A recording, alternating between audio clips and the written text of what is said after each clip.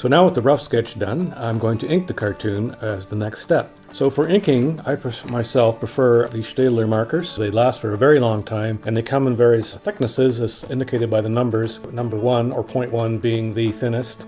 That's the one I used primarily, but I'll use the thicker ones, as you'll see, for certain types of outlining. Don't worry too much about making mistakes, because the final step in this cartoon process, the Lazy Cartoonist process, you can fix a lot of mistakes. In this wonderful day and age of computers, we can fix things really easily. So in any case, I just proceed with the text usually first.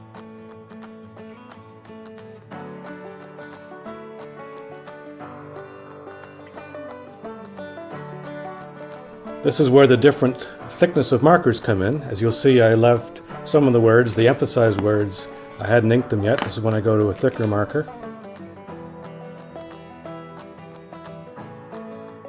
I also like to use a thicker marker to outline speech bubbles. It's just something I think looks better that way. It's just a little bit thicker, not by much.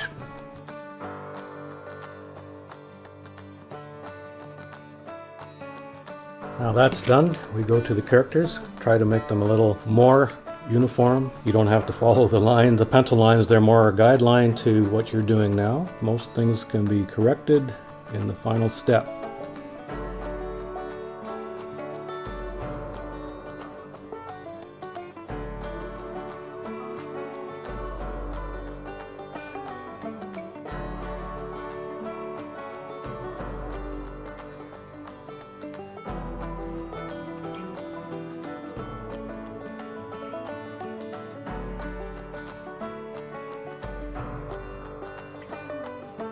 So there we have it inked in. You take a nice eraser, go over carefully. So you'll notice that I wasn't too concerned about matching the lines, particularly in the lettering. If it needed more room, I gave it more room. You go over carefully and get rid of the pencil marks. You want to try to avoid having too many open spots. Any sort of little gap, your color will run all through the picture. You'll still miss some. Always do, but you try to close everything up so that it makes life easier in the next step.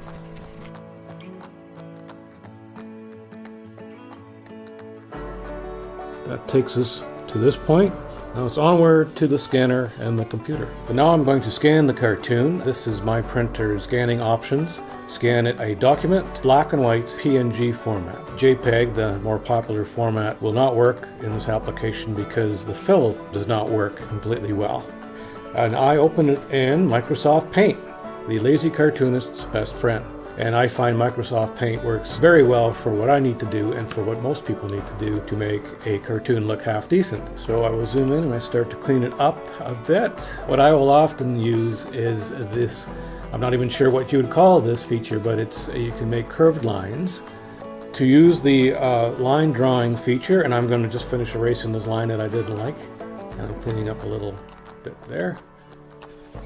You select the feature with your cursor, drag the line to the next spot, release, and then you can pull this line out once and twice to fit where you want it to go.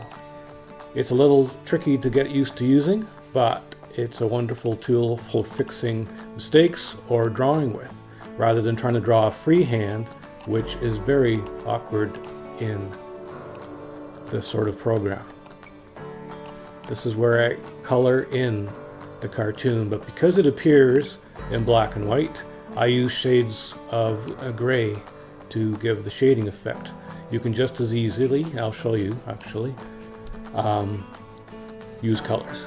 Hit the fill icon, which is this bucket of paint. You would select your color, in this case black, drag it over, press the left, and it fills. Here I missed when I was inking Alexander's mouth. Insert the line and pull down a little bit to give it a bit of depth. Pull it down again, second time, and then fill. Alexander's hair is usually this color of gray that I use. A left click, fill in the hair. And don't hit the line because then the whole thing becomes that color. Undo tool we go to and undo that mistake. and make sure it's centered and you're in. Here and there I use the drawing tool for small spaces that don't require a lot of dexterity.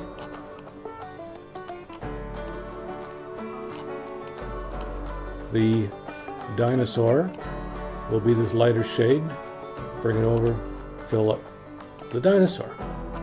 Now, if I was doing a color version of this, and I want the dinosaur to be green, you take the green and it becomes green. Very easy to change these cartoons into color cartoons if the need arises, which has happened to me. And the Lazy Cartoonist very happily takes his Microsoft program and changes his black and white cartoon into color. For those unfamiliar with it, of course, left click is the color.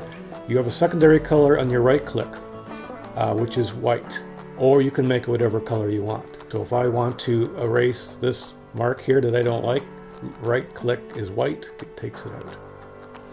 Now here you can see where I have left some open spaces. That's for effect on the hair. So instead of making an actual hair, I kind of just do so you have a shadow effect, and fill it in like this, and then you fill in the rest with your fill tool, and you can bring this out as well. It just somehow gives it a little more depth, I think. And you make sure that all your lines are closed.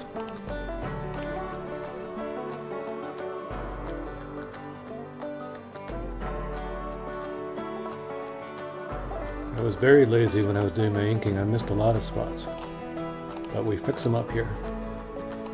Now here's another little thing that you can use on paint, one of the many things you can use on paint. Not happy with Alexander's nose size here, it's a little too big, so you will take this select feature, the square box, and there's two versions of it. You can, it's just a square. In this case, that's all we need, or you can actually use a circle if you need to circle something that's a little more complex. And highlight the nose in this case. You grip one of these arrows on the top corner and you bring it together, and the nose gets a little smaller. So you can fix things that your lazy drawing missed. Still not too happy with his face, but I mentioned I'm not the greatest artist, so we'll live with it. It's a cartoon. Back to the drawing tool for our little cow. Most cows that we're familiar with have a little bit of black in them. That just emphasizes that it's a cow. Not the greatest cow, but it's a toy. Here's the circular version of the select tool I mentioned. And you grab the udder here, and same sort of deal. Draw it inwards from the corner arrows, and you have a smaller udder. That's better. And we'll give the udder a little color.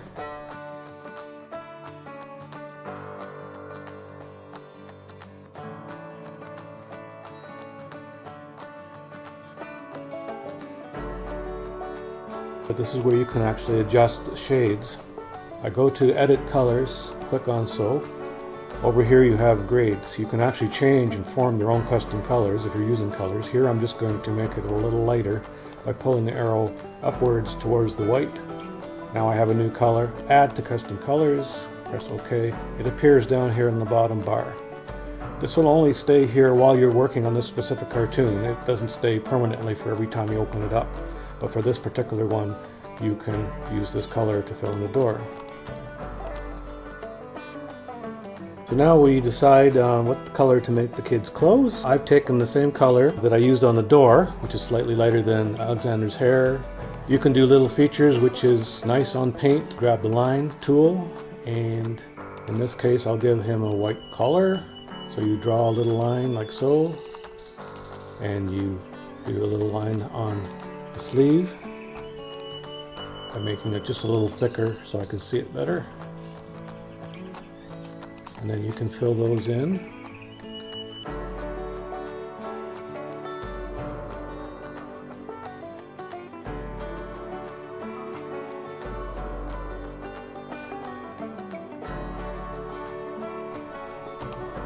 The dog's head I made too long, so once again you can easily correct that with the selection tool. Pull it down a bit, and there, it looks a little more the way it should. Everyone likes to draw noses their own way. When I draw animal noses, I give them a big round nose like so. Make sure that I don't have a hole in there. It is a gap anywhere.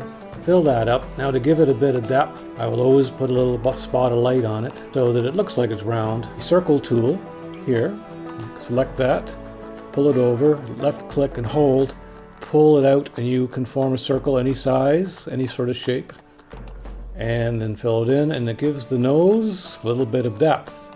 When I show you how I draw my dog characters in more detail, you'll see what I mean. But everyone draws things differently. This is the way I like how they look. It's just a little trick to give the dog's nose a shape.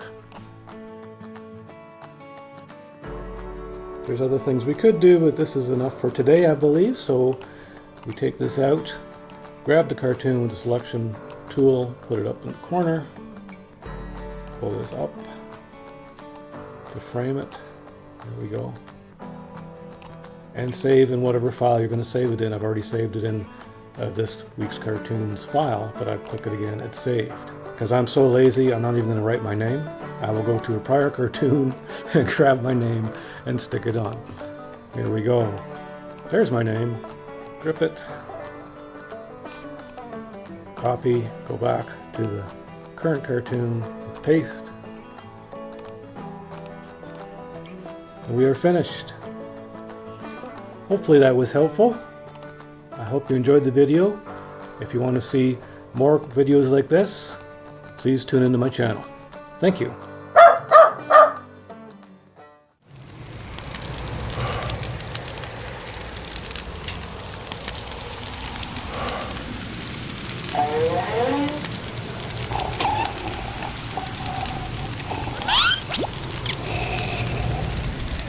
So, how are you liking spring so far?